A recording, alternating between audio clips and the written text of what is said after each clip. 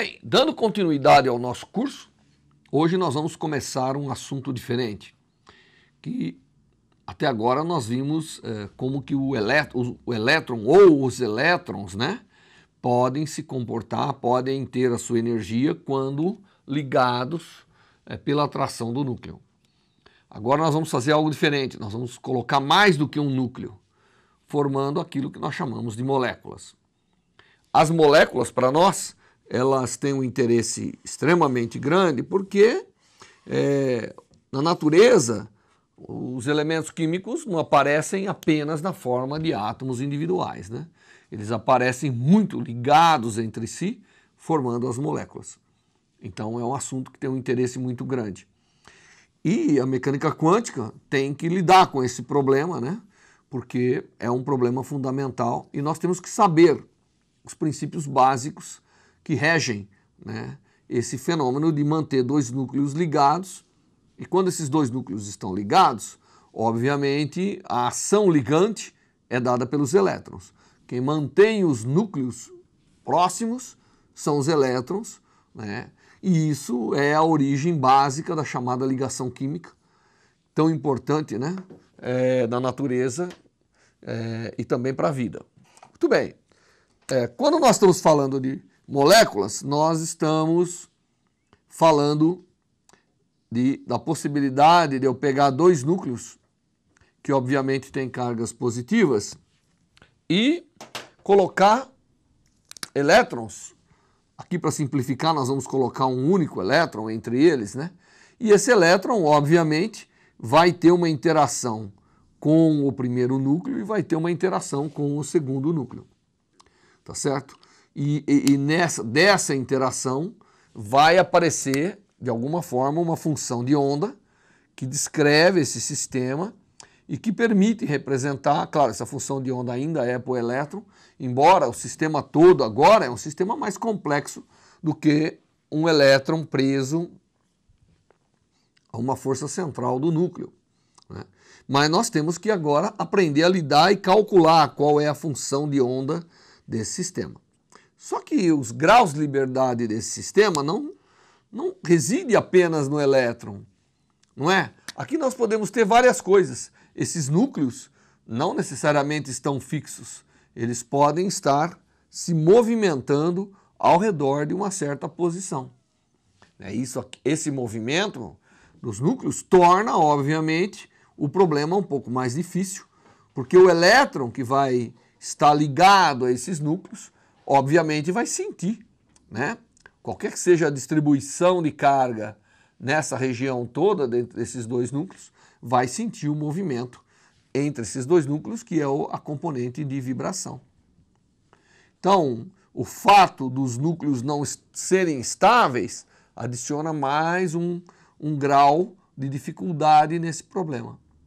Além disso, nós estamos representando aqui, de uma forma bastante simplificada, mas nós poderíamos dizer que esse sistema físico tem um eixo, né? E esses átomos esses núcleos, que é onde está essencialmente a massa do sistema, pode estar rodando dessa forma ao redor de um certo centro aqui, que nós vamos estar interessados mais no centro de massa.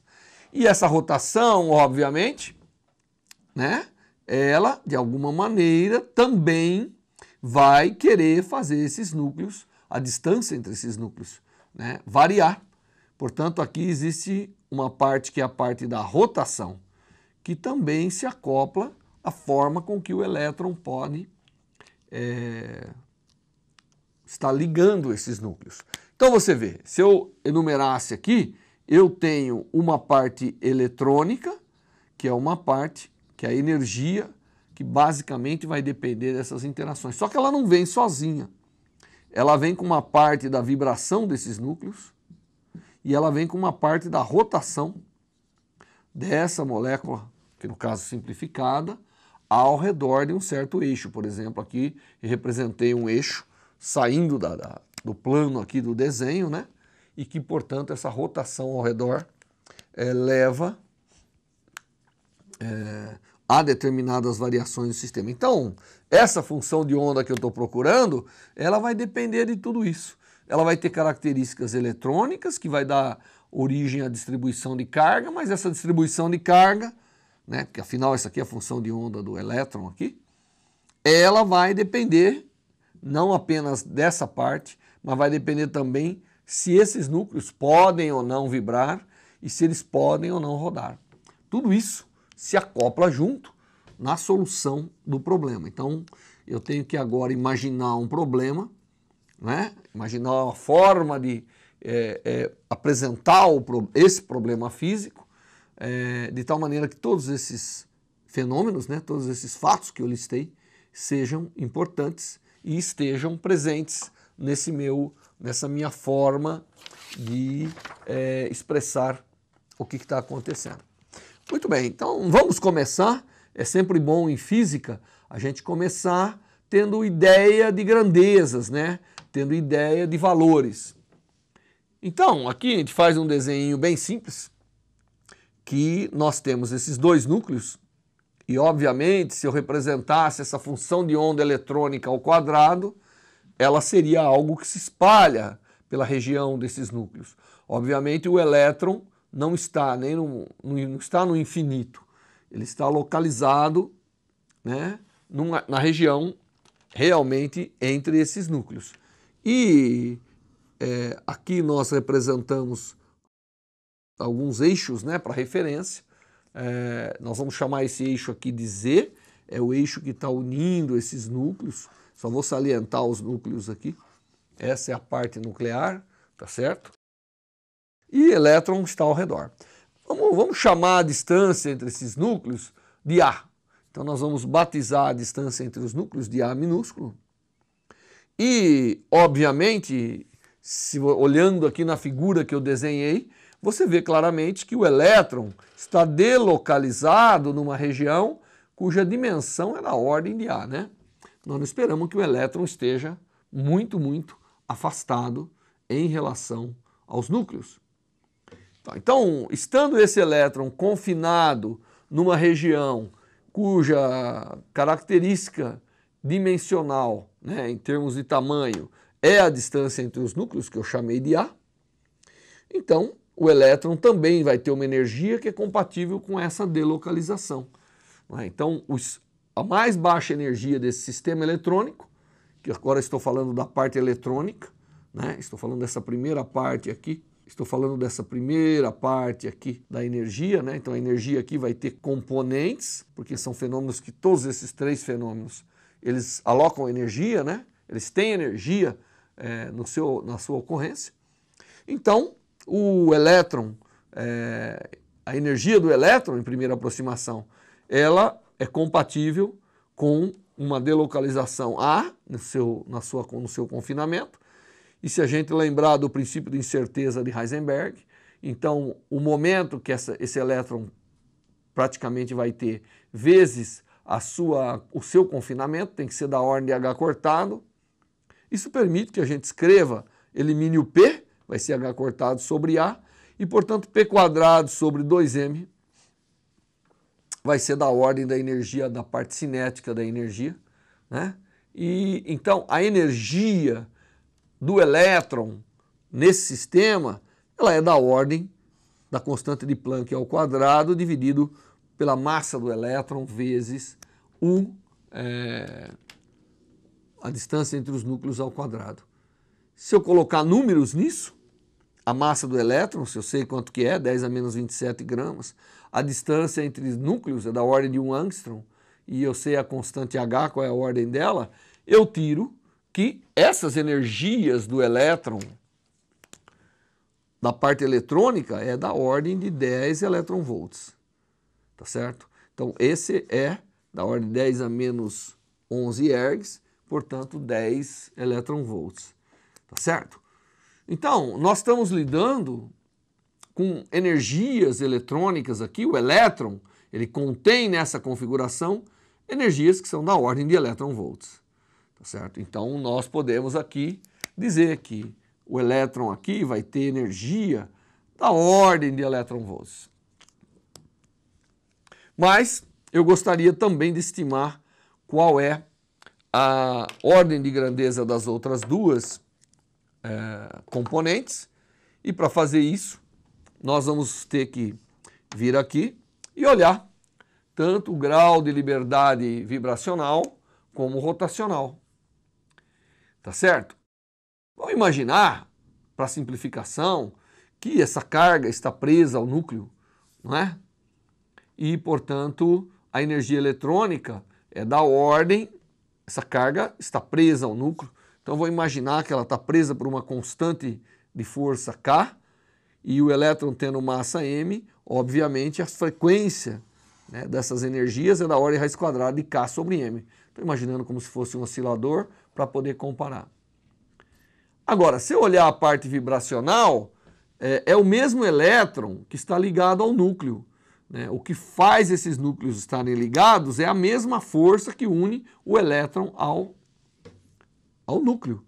Portanto, a constante de mola é praticamente igual, só que agora o movimento dessa parte vibracional aqui, desses núcleos, já não tem mais uma dependência com a massa eletrônica, agora eles dependem da massa nuclear. E, portanto, a energia ou a frequência, né, associado a essa parte nuclear é a mesma constante de mola, só que agora dividida pela massa do núcleo. Portanto, a razão entre a frequência, H cortado vezes essa frequência é energia. Então, quando a gente fala em frequência, está falando em energia. Portanto, a razão das energias ou das frequências entre a energia eletrônica e a vibracional, basta você dividir aqui, é a massa nuclear dividido pela massa do elétron elevado a meio. Como essa razão, a gente sabe que a massa do próton é da ordem de 2.000 vezes, né, maior do que a massa do elétron, então a raiz quadrada disso, em ordens de grandeza, é 10 ao quadrado. Portanto, a energia eletrônica é 10 ao quadrado vezes maior do que a energia vibracional. Tá certo? Isso só para dar uma ordem de grandeza às coisas. Como nós havíamos visto aqui em cima que a energia eletrônica é da ordem de 10 elétron-volts, portanto a energia vibracional é 10 dividido por 100, portanto é uma fração de elétron-volts. Então a energia vibracional passa agora a ter o valor de alguns décimos de elétron-volt. Então, se eu viesse aqui na minha tabela, eu diria que enquanto esse é da ordem de elétron-volts, esse é da ordem de 0,1 elétron-volts. A parte vibracional da energia. A energia contida nesse sistema físico, provavelmente a maior parte está na energia eletrônica, agora uma fração está na energia eletrônica. E a rotacional? Eu vou esquecer a rotacional? Não. Esse sistema, obviamente, tem energia rotacional, ele pode rodar, e essa rotação, né, ela tem energia também, e essa energia, ela deve ser proporcional à energia de rotação, que aqui nós estamos representando por H vezes ômega rotação, né? Então eu estou olhando aqui a energia rotacional, a frequência rotacional. Ela deve ser a unidade de momento angular que eu tenho, que é da ordem de H cortado, ao quadrado, dividido por 2 vezes o momento de inércia. Só que o momento de inércia desse sistema, se eu olhar de novo esse sistema, eu disse que a distância entre esses núcleos é A, né? Então, uma das coisas que eu disse aqui é que a distância entre eles, a distância entre esses núcleos é da ordem de A, eles têm massa m, não é? Portanto, o momento de inércia é meio, né? O momento de inércia é meio de ma quadrado dividido por 2. Lembre-se que aqui eu tenho o centro, as rodas vão rodar ao redor, eu tenho que somar as duas massas, mas a ordem de grandeza do momento de inércia é isso, portanto a energia rotacional é h cortado ao quadrado dividido por 2 vezes esse momento de inércia, e eu acabo obtendo que ela é da ordem de h cortado ao quadrado dividido por ma quadrado. A energia eletrônica, por sua vez, é da ordem de h cortado ao quadrado dividido por m vezes azinho ao quadrado, né? Como nós vimos lá ao calcularmos usando o princípio da incerteza. Portanto, a razão entre a frequência ou a energia eletrônica pela energia rotacional é a energia H cortado ao quadrado dividido por m do elétron azinho ao quadrado, né? Tudo isso dividido por H cortado ao quadrado dividido por a massa do núcleo vezes A ao quadrado. Como você pode ver, tudo se cancela aqui e resta apenas a razão entre a massa nuclear e a massa eletrônica. Como isso é da ordem de um fator de 1000, né? A ordem de grandeza, então a razão entre a energia eletrônica e a energia rotacional é da ordem de um fator de 1000. Portanto, aqui, se eu viesse aqui a minha tabela, a quantidade de energia que eu tenho na parte rotacional é exatamente 1000 eletronvolts. Então vai ser da ordem de 0,01 eletronvolts, né? Então essa é a escala, eu diria assim, aonde a energia está localizada no sistema molecular. Primeiro na ligação química, primeiro nos elétrons, depois na vibração entre os núcleos e depois na rotação. Tá certo? Sendo que mais ou menos, né, numa estimativa de valores, essa é a escala que eu posso ter para essa energia contida nesses graus de liberdade do meu sistema físico agora, que é 2 núcleos com elétrons ao seu redor. É diferente do átomo que a gente vinha lidando, onde a parte vibracional e a parte rotacional da massa não estavam presentes, né? Então agora você é capaz de ter energia nesses graus de liberdade. Isso é importante, né? E a gente saber qual é a ordem de importância, qual é a ordem de grandeza desta energia, para que a gente possa, a partir daí, elaborar um modelo matemático que seja consistente com tudo isso que a gente está falando. Então, se a gente criar uma escala aqui de valores, a energia rotacional, lembrando que a energia eletrônica tem alguns eletronvolts, portanto, em termos de radiação, ela seria radiação visível ou ultravioleta. Aqui deixa eu mostrar o que eu estou representando aqui primeiro. Tá?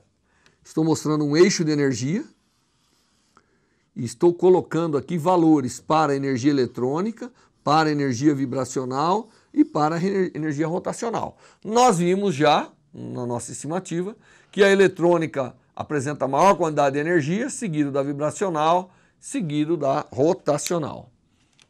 Portanto, lembrando que eletronvolts é a energia associada à radiação visível e ultravioleta, então a energia eletrônica está no espectro de visível e ultravioleta. Então as moléculas, quando eu excito de alguma maneira a parte eletrônica, isso está acoplado no visível ao ultravioleta. Tá certo? Essa é a quantidade, esse é, em termos de radiação, o valor da energia que está ali. E quando eu interagir com ela, portanto, esse será o tipo de resposta à radiação que eu vou ter das interações eletrônicas com a radiação e assim por diante. Então aqui está no visível e ultravioleta. Como nós falamos que a energia vibracional era um fator de 100, então na verdade isso cai, né, em termos de frequência na chamada região do infravermelho. Então as vibrações, elas estão associadas com infravermelho, né? O espectro de energia dessas vibrações está na região do infravermelho da radiação eletromagnética. Por último, nós vimos que a parte rotacional dessas moléculas, pelas ordens de grandeza, é da ordem de 1000 vezes menor do que a energia contida nas excitações eletrônicas. Portanto, 1000 vezes, se eu estou no visível ultravioleta, eu caio na região de micro-ondas. Então, o espectro eletromagnético para as rotações das moléculas normalmente cai na região do micro-ondas, né? E isso, obviamente, né, essa conversa que nós estamos tendo, dá para você ter uma ideia de onde está a energia quando você fala de certos espectros eletromagnéticos vindo da matéria, né? Quando nós falamos de luz visível ou ultravioleta, essa energia que está contida nas ligações químicas está contida essencialmente na interação eletrônica com os núcleos. Quando a gente fala de infravermelho, não é? principalmente quando você tem um corpo aquecido, por exemplo, né, que ele está emitindo radiação infravermelho, onde está aquela energia? Provavelmente está nas vibrações. E, finalmente, existe uma energia acoplada, né, no caso da energia rotacional, que é na ordem do micro-ondas. É por isso que você usa micro-ondas para aquecer moléculas, para aquecer alimento, através de você depositar energia na rotação, que depois, por colisões, se transforma em energias vibracionais e assim por diante. É uma cadeia de possibilidades que vão acontecer, levando a uma modificação das moléculas do alimento, que é você cozinhar o alimento, essencialmente. Bom, esses três fenômenos que eu descrevi, eletrônico, vibração e rotação, eles têm agora que ser tratados juntos, né? Para a gente poder formular o problema da solução de uma molécula, do ponto de vista da mecânica quântica, de uma forma correta. O problema, então, não é um problema tão simples como calcular a energia dos elétrons sujeito a um potencial que é composto de duas forças centrais. Porque essas forças centrais se movimentam, né, devido aos fenômenos que nós vimos aqui. Aí você pode falar, pô, mas e a rotação? Obviamente que a rotação, existindo, tende a afastar os núcleos. Isso tende a enfraquecer ou modificar, pelo menos, a interação dos elétrons que está entre os dois núcleos. Tá certo? Muito bem. Então, feita essa introdução geral às moléculas, nós pegamos a molécula diatômica, mas, obviamente, quando você tem moléculas mais complexas, que tenham 3, 4, 5 ou N núcleos, né? Nós temos moléculas de centenas, até milhares de núcleos, que são ligados por esses orbitais atômicos, né, eletrônicos. Então, a nuvem eletrônica realmente preenche todo o espaço aí para permitir a ligação entre esses núcleos, principalmente as macromoléculas que dão origem à vida. Essas são extremamente importantes, né, nesse tipo de molécula. Mas nós consideramos aqui uma bem simples, e agora nós vamos começar resolvendo essa mais simples, para depois a gente poder entender aspectos da física molecular que envolve coisas mais complicadas. Muito bem, então, indo adiante, nós vamos considerar aqui uma molécula diatômica e fazer uma aproximação, que é uma aproximação muito importante na física molecular, que é a chamada aproximação de Bohr-Oppenheim. Mas antes de fazer essa aproximação de Bohr-Oppenheim, eu quero voltar aqui ao quadro, né, e dizer como que a gente vai representar esse problema. Nós temos os dois núcleos, eu expliquei um pouco da colocação da energia, mas agora nós temos que trabalhar com um sistema de coordenada que seja adequado, não é?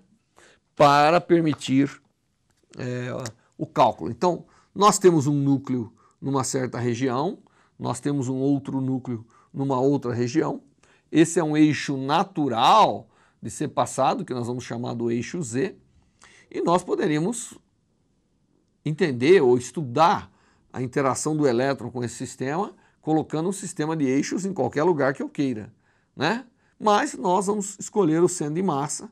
Como nós estamos começando com moléculas homonucleares, são aquelas que têm núcleos com a mesma massa, tá certo? Então, fica adequado que a gente descreva desta forma. Então, esse aqui agora eu vou botar como centro de massa e vou colocar o meu eixo Y e o meu eixo X.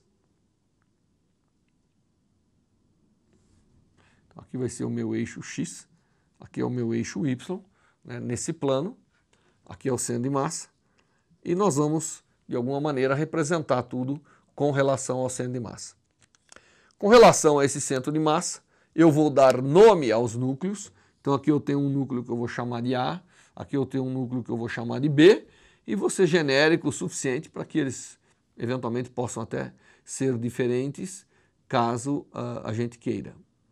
Então estou lidando aqui de uma molécula que eu vou chamar de AB, composta desses dois núcleos A e B. E aí eu tenho que, de alguma forma, começar a colocar posições. Então o núcleo B está a uma posição com relação ao centro de massa, que é dado pelo raio vetor RB, enquanto o núcleo A está a uma posição do centro de massa que eu vou chamar de RA. E o elétron? Bem, o elétron, obviamente, ele está em algum lugar, tá certo? E, na verdade, esses elétrons podem ser muitos, né? Não precisamos ter um único elétron, então eu posso ter elétrons distribuídos em vários lugares e eles estarão a uma posição com relação ao centro de massa que nós vamos chamar de RI. Então, RI para nós é o raio vetor que representa, né, para a gente montar a energia do sistema, o elétron numa posição com relação ao centro de massa. Então aqui eu tenho dois elétrons, um numa posição I e um numa posição J. Claro que o elétron, aqui nós estamos colocando para poder representar as leis de Coulomb de acordo com esse sistema de coordenadas, mas isso é só para escrevermos a newtoniana em termos de posição. Na verdade, nós vamos obter uma função de onda que vai nos dar uma cara probabilística para a distribuição de carga ao redor desse sistema composto de dois núcleos. Muito bem, então, dado que a gente pode escrever dessa forma, agora eu aqui, para completeza, estou definindo com mais precisão a molécula B, então aquilo que eu desenhei lá, RA, RB, né? RA e RB são as coordenadas dos núcleos com relação ao centro de massa, e R1, R2, qualquer um dos R minúsculos, é a coordenada de cada um dos elétrons que compõem esse sistema físico. Então, eu posso, com essas coordenadas, escrever a energia total do meu sistema, né? A newtoniana total do meu sistema, e ela, obviamente, agora tem que ser composta da parte nuclear, das coordenadas nucleares. Essas coordenadas podem, terão, né, de alguma forma, uma ação aqui, e também das coordenadas eletrônicas. Então, a equação de Schrödinger, vamos dizer assim, para esse sistema, para determinar uma função de onda, ela é composta dessa parte aqui, que é a parte de energia cinética dos núcleos. Os núcleos podem se movimentar, como eu havia dito, e isso tem que estar representado na energia. Depois você tem a parte cinética dos elétrons, e aí você tem toda a parte potencial, tanto entre núcleos, quanto entre elétrons, e núcleos, quanto entre elétrons, dado por esse potencial aqui. Então esse potencial aqui é um potencial que conjuga muitas propriedades. Várias características do seu sistema estão conjugadas nesse potencial. E a equação de Schrödinger, não é? Ela diz que esse termo de energia é igual a Epsi. Esse newtoniano aplicado em psi é Epsi, onde psi aqui, obviamente, é a função de onda total do meu sistema. Ela deve conter tanto partes nucleares que descrevem certos efeitos que acontecem só com o núcleo, como ela deve conter tudo aquilo que está acontecendo com a nuvem eletrônica. Muito bem, olhando essa equação, né, é uma equação extremamente complicada para ser resolvida, porque aqui existe muita coisa. Os núcleos, eles interagem, nós vimos que eles não só interagem, mas eles se acoplam. O seu movimento se acopla com os estados eletrônicos, né? Tanto seus movimentos vibracionais quanto rotacionais se acoplam com a energia eletrônica. Então esse problema não é um problema trivial para ser resolvido, não é? Já era difícil resolver um núcleo com vários elétrons. Imagine dois núcleos com vários elétrons, sendo que esses núcleos também acoplam energia entre si. Então, nós vamos ter que fazer algumas aproximações para poder entender como o problema se desenrola, né? E a aproximação de Bohr-Oppenheim é uma dessas possíveis aproximações de serem feitas. Tá ok? Bom, uma das aproximações que nós vamos fazer consistem em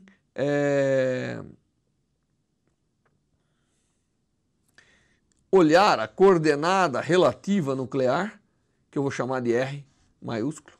Essa é a coordenada relativa nuclear, não é? E se eu chamar esse R da diferença da coordenada A e B, então, portanto, a R, essa coordenada R, ela na verdade está me mostrando o quanto que o sistema, a energia do sistema, né, vai depender da variação da distância entre os núcleos. Então, R maiúsculo, ela não é a posição do núcleo, ela é a variação da posição do núcleo. Tá certo? E essa posição pode ou não variar. Quando ela varia, é porque você tem um termo de energia, não é? Você tem um termo de energia. Agora aqui já vai aparecer a massa μ, que é a massa reduzida do sistema, porque quando a gente vai para o centro de massa, a gente acaba, para fazer as mudanças de coordenada, trabalhando com a massa reduzida. E que eu tenho também, então a minha newtoniana agora tem a parte do núcleo, está representada pela variação da posição relativa.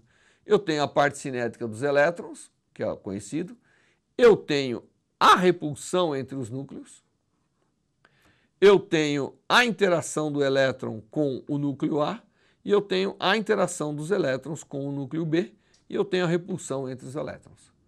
Então, tudo isso aqui está nessa newtoniana. Obviamente, μ aqui é a massa reduzida, né? Porque eu fui para o centro de massa. Então, esse é um problema que eu tenho. O elétron, ele se prende a um núcleo, se prende a outro núcleo, só que esses núcleos podem estar variando relativamente um com o outro. E eu tenho a repulsão se eu tiver mais do que um elétron, ainda com todas essas interações, eles se repelem entre si. Tá certo? Bem parecido com aquilo que a gente viu no caso do átomo de mais de um elétron, né? Repulsão entre os elétrons passa a ser determinante. Então eu tenho uma newtoniana que, de uma forma completa, expressa todos esses termos. E esse é um problema que, obviamente, não é trivial de ser resolvido. Para resolver esse problema, nós temos que usar métodos que sejam métodos poderosos para a solução desse problema. Analiticamente é quase impossível e numericamente também não é tão fácil. Mas é totalmente factível e é isso. Aliás, os computadores e os métodos numéricos deram à física molecular, que a química usa de forma ampla e restrita, um avanço fantástico. Tá certo? Então, nós temos que trabalhar muito com métodos numéricos se quiser resolver moléculas. Mas nós estamos aqui aprendendo a essência de tudo isso. Uma das coisas que a gente pode fazer, uma das aproximações, é dizer, bom, o movimento do núcleo não deve ser algo extremamente relevante. Ele é importante, mas não é fundamental. As coisas não devem depender de forma muito acentuada com o movimento. Porque o que os núcleos podem fazer? Podem levemente vibrar ao redor das suas posições de equilíbrio, né? Então, se isso é pequeno, eu posso imaginar, bom, isso não é muito importante para a solução da parte eletrônica. Então, eu começo, de alguma forma, desprezando, né, o movimento nuclear. Eu vou fazer uma aproximação onde os núcleos são estacionários. Se os núcleos são estacionários, a equação fica bastante reduzida, porque eu não tenho mais esse termo da parte de variação dos núcleos. Praticamente, os núcleos sendo estáticos, não é? Eles permitem eu escrever uma nova newtoniana que depende apenas da energia ou do movimento dos elétrons e um potencial V aqui, que é um potencial que, obviamente, tem que combinar, necessariamente combina a interação do elétron com os dois núcleos. Né? Mas não há movimento desses núcleos, eles são estáticos, a gente esqueceu todo o resto. Claro que isso é uma forma fictícia, isso não existe na realidade. Os núcleos sempre terão uma energia nuclear, uma energia vibracional ou rotacional, tá certo? Mas eu posso, em primeira aproximação, falar, bom, o que vai acontecer se eles não fossem móveis? Se eu realmente tivesse dois núcleos fixos, um em relação ao outro. Então, essa seria a newtoniana a ser resolvida. E nós aqui vamos chamar de φ lambda a solução para esse problema. Então, nesse caso, nós vamos ter os potenciais, tudo isso dependente da distância entre os núcleos, embora o núcleo não varie, né? Embora R maiúsculo não esteja variando, mas todas as propriedades do sistema vão depender desse valor de R agora. Não é verdade? Então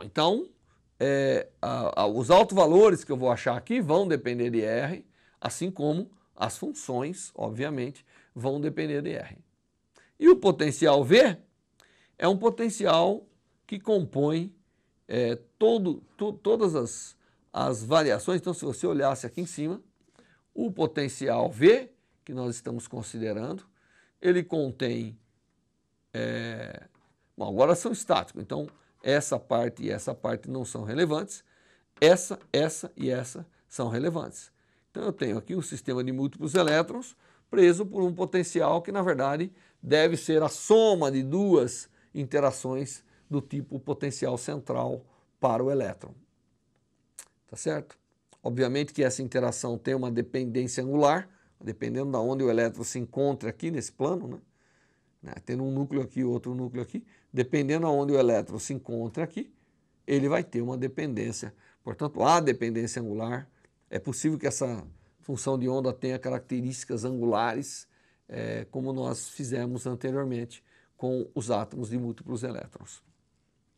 Muito bem, então agora o meu problema ficou reduzido nessa aproximação a eu resolver essa newtoniana, que é uma newtoniana que esqueceu que os núcleos podem ter movimento. Então é uma primeira aproximação. E nós vamos ter que guardar aqui que φ lambda e E lambda são, na verdade, a função que descreve o elétron e a energia que descreve o elétron nessa aproximação de núcleos estáticos. Bom, a solução desse problema, ela gera para nós um conjunto de funções, né? E esse conjunto de funções, isso aqui advém aqui de um problema que é a soma de dois problemas centrais, dois problemas de força central, né? Porque o elétron interage com um núcleo e com o outro. Então trata-se de uma composição de dois problemas de força central. Esse fato, né, traz para a gente que o conjunto dessas funções, mesmo que isso não seja realidade, mas o conjunto dessas funções, onde eu imagino um núcleo estático, ele é um conjunto completo. Porque eu estou tratando um problema que é bem parecido ao problema de força central que nós vimos anteriormente ao resolver os átomos.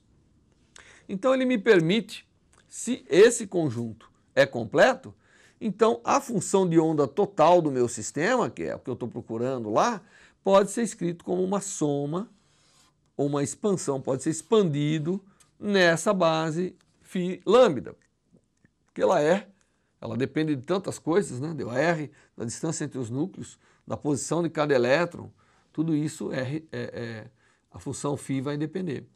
Mas ela é um conjunto completo. Então, ela pode ser a base da expansão da função de onda total. E eu tenho esses coeficientes que eu vou chamar de d lambda de R. Tá certo? Dado um R, a função de onda é expressa por uma somatória das funções φ lambda, cujos coeficientes são os d lambda. E quem que é o d lambda? Olha, se eu estou imaginando que isso é totalmente estacionário e eu tornei o movimento dos elétrons praticamente independente do movimento nuclear, então é como se eu tivesse a soma de duas hamiltonianas, né? A parte nuclear e a parte eletrônica, e a parte eletrônica é o φ lambda, e a parte nuclear, a função de onda que vai advir da solução é o d. Então esses d, que são esses coeficientes dessa expansão, nada mais é do que, essencialmente, as funções de onda da parte nuclear. Tá certo? Quando eu tenho os elétrons num determinado estado caracterizado por essa letra lambda, como eu disse anteriormente. Então, se eu posso escrever a função de onda dessa maneira, eu vou voltar agora à minha newtoniana total e vou substituir o psi por essa expansão. Tá certo? Lembrando que o d depende essencialmente de um conjunto de números quânticos, que aqui está caracterizado pela letra lambda, e da distância entre os núcleos. Então é mais ou menos dizer que dependendo de como os elétrons estão aqui, obviamente, vai ter uma força entre os núcleos. E se eu conseguisse resolver isso, né, só para os núcleos, esquecendo os elétrons, eu tiraria essas funções D. Substituindo na equação principal, se nós fizermos essa substituição na equação principal, nós obtemos uma equação que é a equação que envolve os coeficientes D, que agora dependem de R, e das funções φ de lambda, que só depende de Rzinho, só depende das coordenadas do elétron. Tá certo?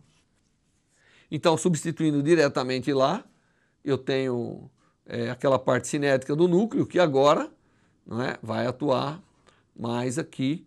Aí eu tenho a parte dos elétrons, que vai atuar na função φ lambda, e eu tenho esses termos cruzados, e eu tenho o potencial. Essa expressão aqui é a expressão que você obtém substituindo a função de onda que a gente criou através da expansão na Hamiltoniana geral lá, que é uma Hamiltoniana difícil de ser resolvida.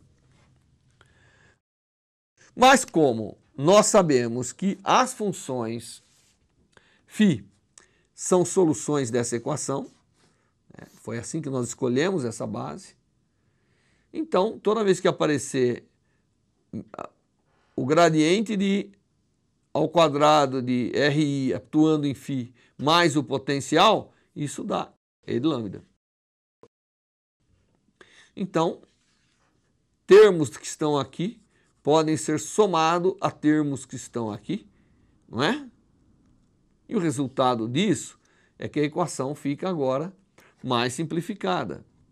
Eu tenho agora uma equação que é a soma em todos os possíveis lambda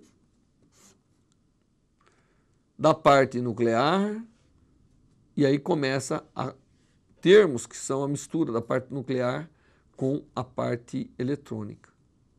Tá certo?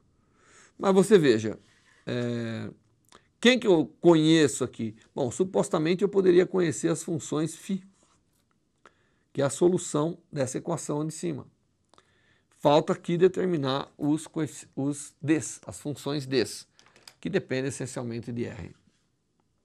Tá, então, quando a gente faz assim, o que nós estamos fazendo é desacoplando a dependência do R maiúsculo com o R minúsculo da Hamiltoniana, criando dois termos separados, de tal maneira que a solução é o produto das duas soluções e eu somo sobre todas as possibilidades. É isso que representa a função ψ, escrita daquela maneira que nós escrevemos, como a soma de um D vezes o φ de lambda.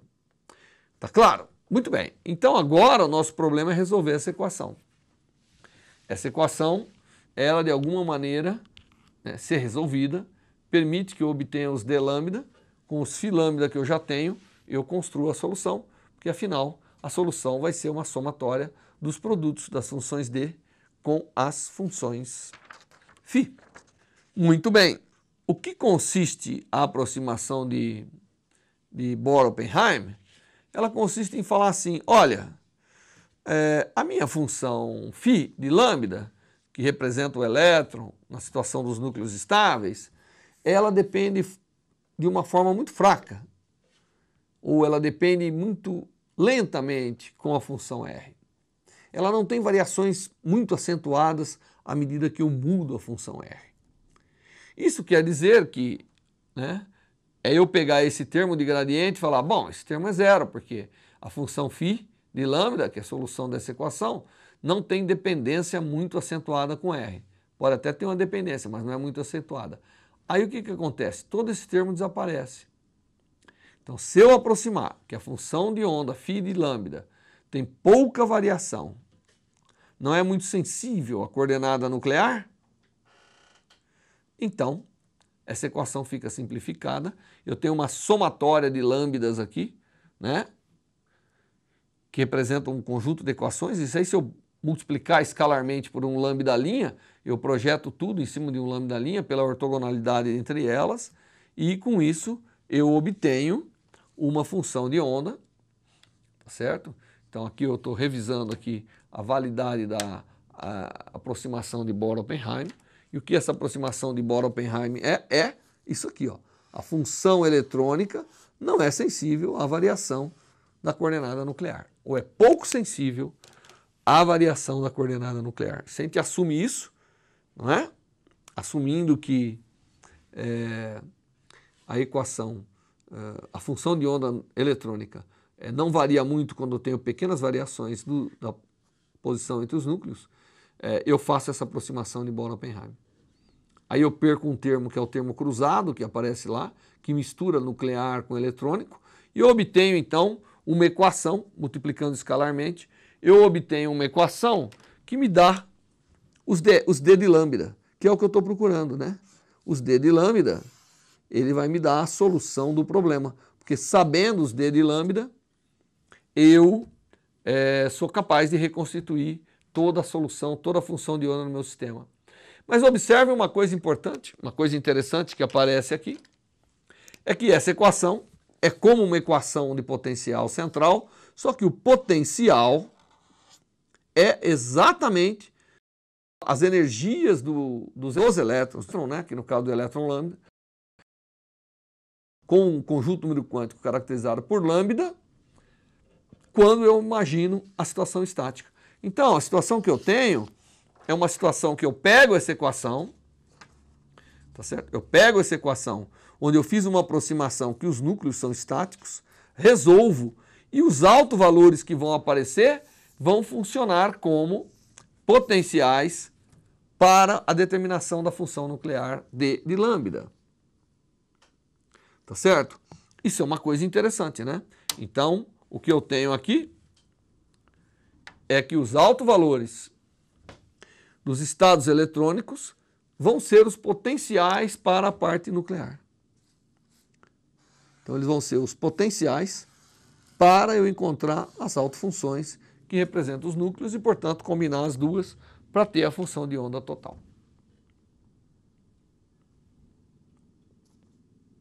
Tá certo?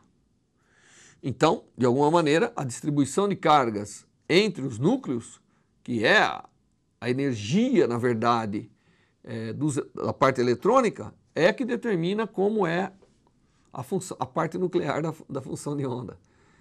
Isso é mais ou menos lógico, né? Porque se eu tenho aqui os elétrons, uma quantidade de energia bastante negativa, né? Os elétrons estão de alguma forma confinados aqui entre os núcleos, eles vão realmente prender bem os núcleos. Se eles estiverem bem espalhados, de tal maneira que eles são pouco negativos aqui, estado ligado deles, então os núcleos serão mais livres para se movimentar. Então isso tudo faz sentido físico, né? Porque a gente sabe que a nuvem eletrônica, ou a função de onda eletrônica, é que vai dar origem, né, à forma da função de onda nuclear se comportar. Então, o que nós temos aqui é uma equação cuja solução, né, na aproximação de Bohr-Oppenheim vai me dar os estados, as funções de onda da parte nuclear, que composta com a parte eletrônica, me darão as funções de onda total. Nós temos que agora partir para a solução desse problema. Nós temos que resolver essa equação. E resolver essa equação vai aparecer várias coisas, porque agora eu estou resolvendo os núcleos, né? Assumindo que eu resolvi os elétrons, eu volto agora e resolvo os núcleos. E para fazer essa solução, vários aspectos nós temos que levar em conta. E na próxima aula é isso que nós vamos fazer. Vamos começar nessa equação da aproximação de Bohr-Oppenheim. Vamos elaborar a solução dela, quais são as características que a solução tem que ter com relação aos quesitos de simetria. E baseado nisso, nós vamos entender como que a função de onda de uma molécula contém todas as partes, contempla, né, todas as possibilidades de alocamento de energia, tanto na parte eletrônica, como vibracional, como rotacional. Então, até a próxima, onde nós vamos focalizar para resolver a equação dentro da aproximação de Bohr-Oppenheim.